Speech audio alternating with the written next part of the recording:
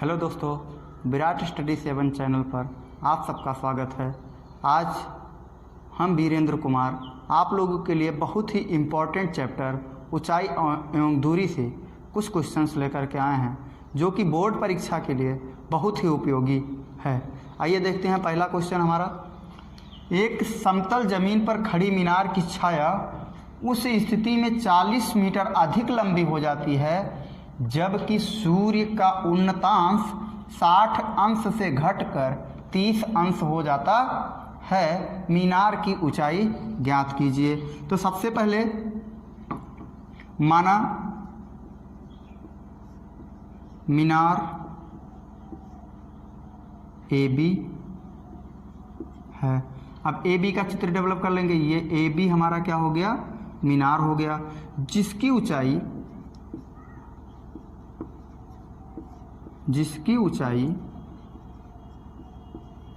h metre है, अर्थात h हो गया।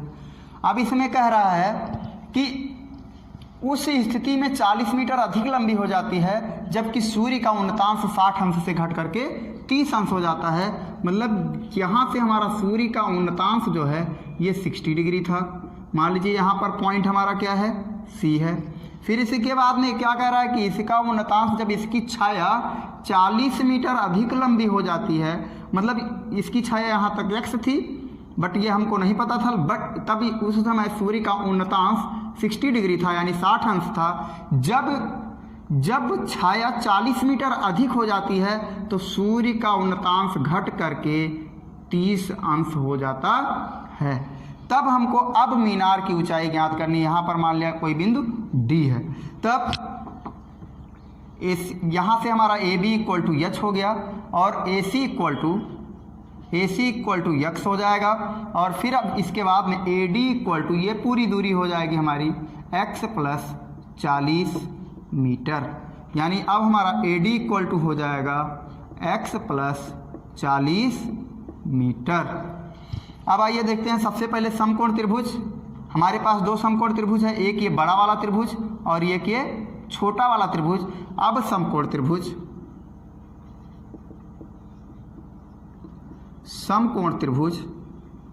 सबसे पहले हम लोग छोटा वाला त्रिभुज लेंगे। ABC में समकोण त्रिभुज ABC में समकोण त्रिभुज में ABC में, तो ABC यानी लंब और आधार हमको पता है, तो यहाँ पर थीटा इक्वल टू क्या होता है? लंब बटे आधार, यानी tan थीटा इक्वल टू लंब बटे आधार, अर्थात tan 60 डिग्री इक्वल टू लंब बटे आधार का मतलब AB बटे AC, AB बटे AC। AB की वैल्यू हमारे पास है h और AC की वैल्यू है x। अब हमको यहाँ पर पता करना होगा कि tan 60 अंश का मान क्या होता है? tan 60 अंश का मान होता है √3 equal to h by x। इसको ऐसे मान लेते हैं समीकरण नंबर 1। अब आते हैं ये बड़ा वाला त्रिभुज लेते हैं। अब समकोण त्रिभुज ABD में, यानी समकोण त्रिभुज ABD में। अब इसमें देखते हैं, यानी अब इसका थीटा इक्वल टू कितना हो गया? 30 अंश, यानी tan theta equal to tan 30 अंश इक्वल टू लंब बटे आधार ही होगा, तो लंब क्या है आपका? AB, आधार क्या है आपका? AD। तो यहाँ से अब हम AB की वैल्यू हमारी क्या होगी? h ही होगी, और AD की वैल्यू क्या होगी? x प्लस 40, यानी x प्लस 40 होगा।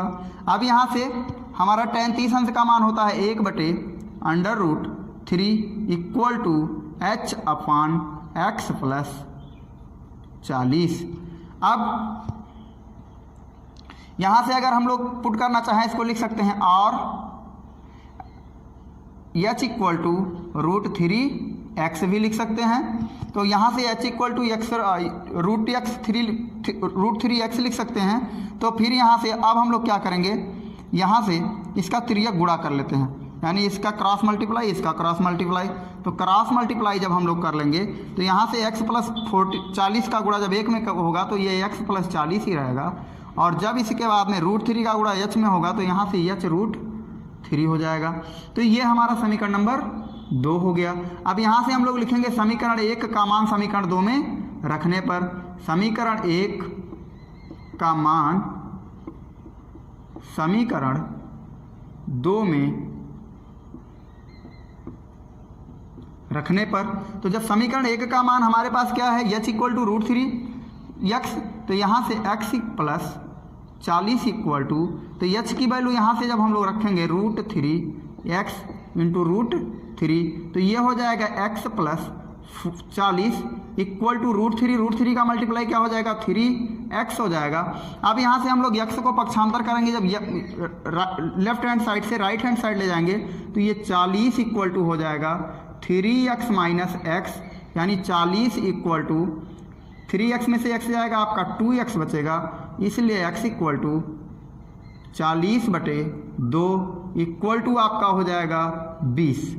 अब इस x का मान, अगर हम लोग x का मान फिर से समीकरण 1 में रख दें, x का मान समीकरण 1 में रख दें, यहाँ रख देता हूँ, x का मान समीकरण 1 में रखने पर,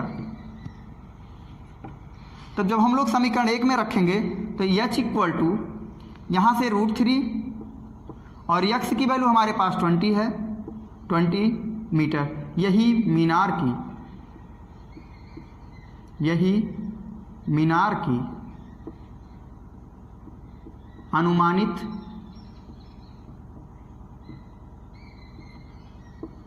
लंबाई है।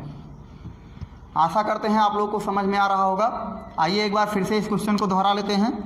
हम लोग को क्वेश्चन में दिया था एक समतल जमीन पर खड़ी मीनार की छाया उस स्थिति में 40 मीटर अधिक लंबी हो जाती है जबकि सूर्य का उन्नतांश 60 अंश से घट करके 30 अंश हो जाता है, तब मीनार की ऊंचाई ज्ञात कीजिए। माना मीनार ए बी है जिसकी ऊंचाई क्या है h मीटर है, और फिर उसके बाद में AC इक्वल टू, यानी अब यहाँ से सबसे पहले कह रहा था कि सूर्य का उन्नतांश, जब सूर्य का उन्नतांश 60 अंश था तब A और C के बीच की दूरी x थी, लेकिन जब इसकी छाया 40 मीटर और x में जुड़ गई यानी बढ़ गई, तब इसका उन्नतांश क्या हो गया 30 अंश हो गया। इस अनुसार अब हमारे पास यहाँ पर 2 त्रिभुज जनरेट हुए, यानी 2 समकोण त्रिभुज, एक ये सबसे बड़ा वाला समकोण त्रिभुज और एक छोटा वाला समकोण त्रिभुज। तो यहाँ से सबसे पहले हम लोग लेते हैं ABC, छोटा वाला समकोण त्रिभुज लेते हैं, यानी समकोण त्रिभुज ABC में। तो यहाँ से अब हमारा कोण है, थीटा का मान है 60 अंश, इसलिए tan 60 अंश इक्वल टू लंब बटे आधार, तो लंब बटे आधार का मान हो जाएगा यानी AB/AC, AB/AC। AB का मान हमारे पास यस था, AC का मान हमारे पास x था, हमने पुट कर दिया। अब यहाँ पर tan 60 अंश का मान जब आया तो tan 60 अंश का मान क्या होता है √3 होता है, और AB h/x। अब हम इसको लिख सकते हैं, समीकरण 1 मान लिया, या और इसको लिख सकते हैं h इक्वल टू √3x लिख सकते हैं। अब हम लोग आते हैं अब समकोण त्रिभुज ABD में, अब समकोण त्रिभुज ABD में, तो जब इसमें क्या हो गया, इसका थीटा 30 अंश है, तो tan 30 अंश इक्वल टू AB/AD, यानी AB क्या है लंब है और AD क्या है आधार है। तो AB हमने माना है h, और AD क्या हो जाएगा हमारा x प्लस 40, तो h/x प्लस 40 हो जाएगा। और यहाँ से tan 30 अंश का मान हो जाएगा आपका, tan 30 अंश का मान हो जाएगा 1/√3, तो 1/√3 का मतलब 1/√3 हो जाएगा। तो यहाँ से हमारा क्या हो जाएगा h equal to h/x plus 40। अब x प्लस 40 का क्या करेंगे, इन सब का क्या करेंगे, क्रॉस मल्टीप्लाई कर देंगे, तो x प्लस 40 का मल्टीप्लाई 1 में करेंगे तो x प्लस 40 आएगा। √3 का मल्टीप्लाई जब h में करेंगे तो h√3 आएगा। इसके बाद में अब यहाँ से हमको क्या मिल गया, यानी समीकरण 1 का मान समीकरण 2 में रखने पर, यानी समीकरण 1 में हमें को क्या मिला था h इक्वल टू √3x मिला था। समीकरण 2 हमारे पास क्या हो गया था x plus 40 equal to h/√3। अब यहाँ से जब हमने क्या किया, यानी h का मान समीकरण 2 में रखा, या अर्थात समीकरण 1 का मान समीकरण 2 में रखने पर, तो x plus 40 equal to h की जगह पर हमने क्या रख दिया √3x रख दिया, तो √3x इंटू 3 √3। अब √3 का मल्टीप्लाई हमने किया तो आ गया 3, और यहाँ से x हो गया। अब हमने क्या किया, x को जब लेफ्ट हैंड साइड से राइट हैंड साइड ले गया तो चिन्ह परिवर्तित हो गया, तो 3x माइनस एक्स हो गया, यानी 3x माइनस एक्स बराबर आ गया आपका 2x, और 2x इक्वल टू 40, तो x बराबर 40/2, और 40/2 से जब 40 में भाग देंगे तो हमारा आएगा 20। x का मान, फिर ये जो हमें x का मान मिलता है उसको हम फिर पुनः से लौट करके जाएंगे और समीकरण 1 में रखेंगे, यानी x का मान समीकरण 1 में रखने पर तो h इक्वल टू 20, यानी x की जगह पर हम क्या रख देंगे 20 और √3 मीटर, यही मीनार की अनुमानित लंबाई है।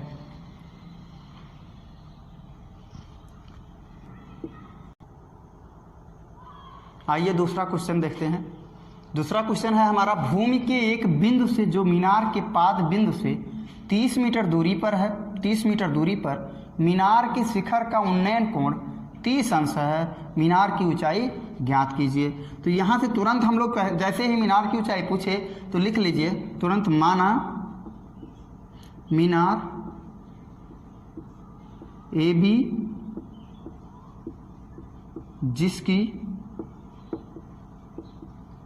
ऊंचाई h मीटर है। अब यहाँ से सबसे पहले एक समकोण त्रिभुज, यानी यह हमारा क्या हो गया, एक मीनार हो गया, मीनार AB हो गया। फिर इसके बाद में ये कह रहा है कि मीनार के पाद बिंदु से, इसका पाद बिंदु यह हो गया, शिखर बिंदु यह हो गया, शिखर बिंदु से 30 मीटर, यानी पाद बिंदु से 30 मीटर की दूरी पर मीनार के शिखर का उन्नयन कोण, इसका शिखर हो गया, शिखर का उन्नयन कोण 30 अंश है, शिखर के उन्नयन कोण 30 अंश है, तो मीनार AB की ऊंचाई ज्ञात कीजिए। यह हमारा त्रिभुज हो गया ABC। तो यहाँ से लिखेंगे समकोण त्रिभुज ABC में, तो ABC में अब हमारे पास क्या है, AB बराबर h है, AC इक्वल टू क्या है 30 मीटर है, और थीटा इक्वल टू हमारे पास कितना है 30 अंश है। तो यहाँ से अब हमें जब लंब बटे आधार, यानी इसमें से लंब बटे आधार में से कोई एक ज्ञात करना होता है तो हम फार्मूला लगाते हैं tan थीटा। तो tan 30 अंश इक्वल टू लंब बटे आधार यानी AB बटे आधार में क्या हो जाएगा AC। अब यहाँ से AB की वैल्यू कितनी है, AB की वैल्यू h है, AC की वैल्यू हमारी कितनी है 30 है, तो tan 30 अंश का मान हो जाएगा 1/√3 इक्वल टू h बटे 30। फिर अब इसके बाद में इसमें भी हम क्या करेंगे, इसका गुणा यहाँ कर देंगे, इसका गुणा यहाँ करने की जरूरत नहीं, चूंकि हमको h ही ज्ञात करना है। तो h इक्वल टू यहाँ से क्या हो जाएगा 30 एकम 30 बटे √3, तो 30 एकम 30 और बटे √3। तो यहाँ से अब हम लोग लगाएंगे, यानी इसमें हम करेंगे, यानी अब इसमें और इस तरीके से आपका आंसर नहीं आएगा, तो यहाँ से आपका हो जाएगा √3 बटे √3 तो √3 इसका मल्टीप्लाई यहाँ से यहाँ करेंगे, तो इसका मल्टीप्लाई जब हम यहाँ से यहाँ करेंगे तो ये हमारा हो जाएगा, यानी 30 का मल्टीप्लाई इसमें करेंगे 30 √3 बटे ये हो जाएगा, यानी √3 मिला करके आपका 3 हो जाएगा। 3 से जब 30 में भाग देंगे तो 3 दहम 30 हो जाएगा, अर्थात h इक्वल टू हमारा आ जाएगा 10/√3। अगर इसमें भी आंसर नहीं आपका आ रहा है तो यहाँ पर हम 10 और मल्टीप्लाई √3 का मान लिख देते हैं। √3 का मान होता है 1.732। अब यहाँ से 10 का जब इसमें मल्टीप्लाई करेंगे तो ये आएगा 17.32 मीटर, 17.32 मीटर। आशा करते हैं आप लोगों को यह क्वेश्चन समझ में आ रहा होगा। अगर आप लोगों को क्वेश्चन समझ में आ रहा है तो और ही ऐसे वीडियोस पाने के लिए आप लोग हमारे चैनल को सब्सक्राइब करें और बेल आइकन की बटन जरूर दबाएं और वीडियो को ज़्यादा से ज़्यादा शेयर करें। धन्यवाद।